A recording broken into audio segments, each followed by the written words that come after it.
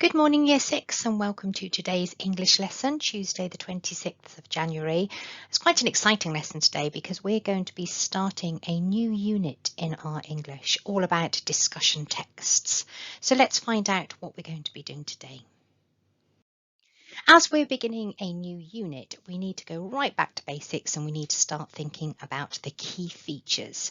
So in this lesson, our learning objective is to identify the key features of a discussion text. And hopefully by the end of this lesson, you'll know what the purpose of a discussion is, you'll be able to explain how they're structured, you'll know some key language features, and you'll also be able to generate some really good discussion points. Now we're going to get all this information from a short video clip, which I'm going to share with you in this recorded lesson in just a moment. So before we begin watching the video presentation, I just want to share with you some information about the task that you're going to be completing today.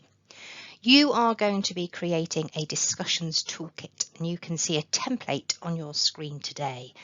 And the things that you're going to have to collect, the ideas and the information you're going to have to collect from the video that you're going to watch are outlined in this template for you. So you'll need to find out what the purpose is and what they actually do.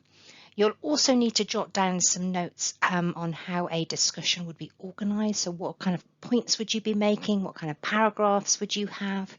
You need to start collecting a vocabulary bank, so you're going to be listening to that video and jotting down some useful words and phrases that you could use in a discussion, and there are loads of them, so make sure you listen carefully. And also I would like you to think about some possible topics and questions that you could have a discussion about. So there's one template on your screen. Here is a different type of template, but you can see that it still has the key areas, the purpose, what do the discussions do, useful words and phrases, good points to discuss, and the details about the structure and organisation. So you've got two suggested templates that you could jot down your notes from the video. If you wanted to be a little bit more creative, there is a PowerPoint, a blank PowerPoint document on Teams, and you can create your own.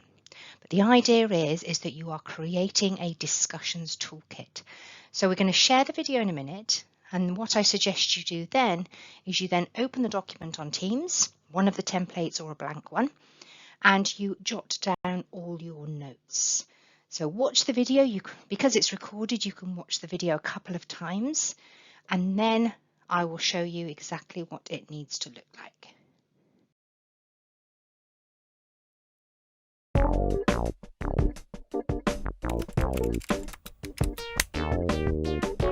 Hi, I'm Leah Belletto and I'm a BBC reporter.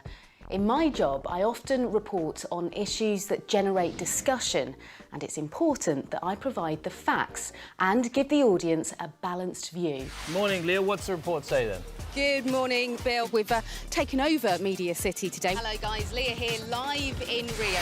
When you're writing your discussion piece, there are a few things you need to remember. You need to pick a topic to discuss. For example, let's take the topic of school uniform.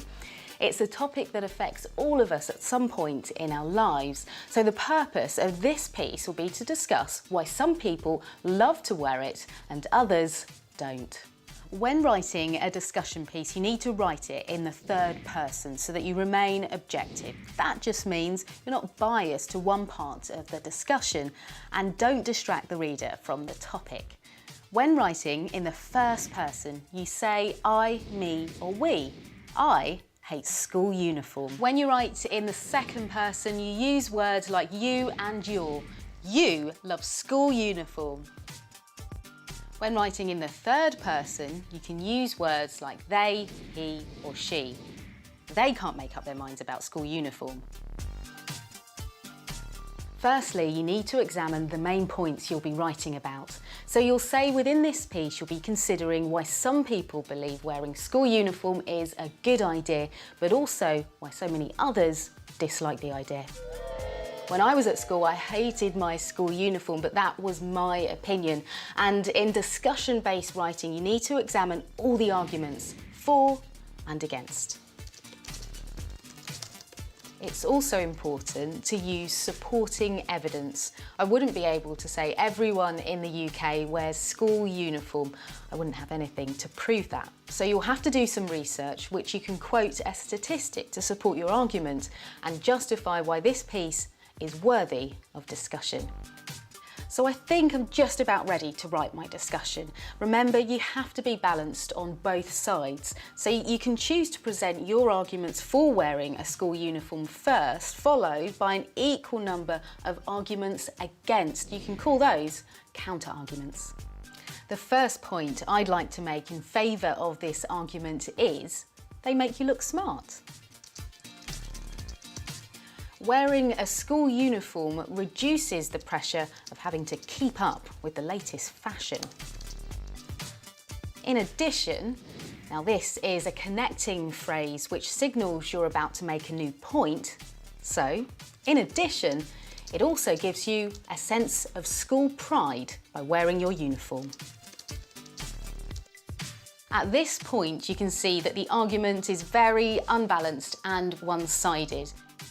Here, we need to signal that we're considering the other side of the argument. You can use words like however, despite, meanwhile, alternatively, and since. So here goes. Alternatively, some people argue that wearing a school uniform is, well, unfashionable and it's just an expression of conformity. Although, you could argue that a school uniform offers a sense of school pride. Wearing one could identify you to your school rivals. I'm jotting down my thoughts as bullet points, but in the finished discussion pieces, I will write in paragraphs. Now, I've found a fact here. More than 90% of secondary schools in England insist on uniform. I found that fact on an online news site, but I have to make sure that same fact is checked out on other resources. Maybe you'll pick up a book, do an internet search, or speak to an expert. You have to do all of that to make sure it's correct. Once we have considered both sides of the argument, it's then we can summarise what we've discussed. At this point, we need to give reasons for why we have decided on the argument we support. You can use phrases like in conclusion, to sum up, or on balance to demonstrate that you're coming to the end of your discussion. In conclusion, a uniform might not be something everyone loves, but it does offer a sense of unity and it can take the pressure away from fashion at school. Therefore, despite being unpopular, I think it's here to stay. Job done.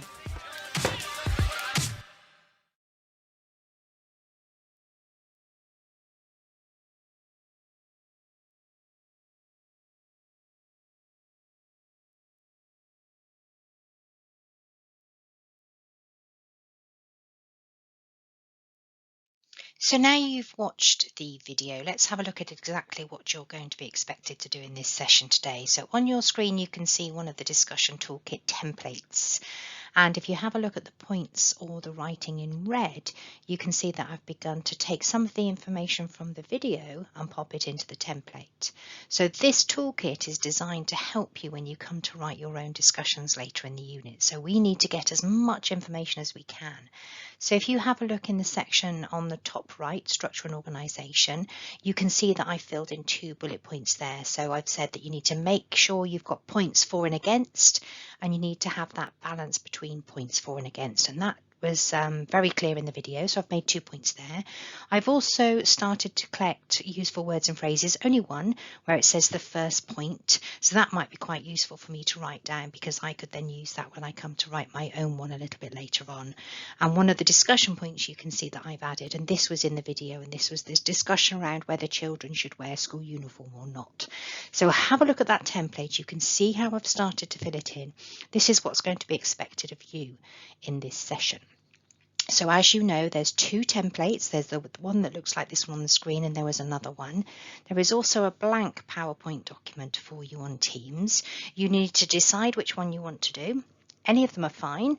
Obviously, if you wanted to be a little bit more creative, you can use the blank template, but if you're looking for a little bit more structure, then just use one of the templates that are provided.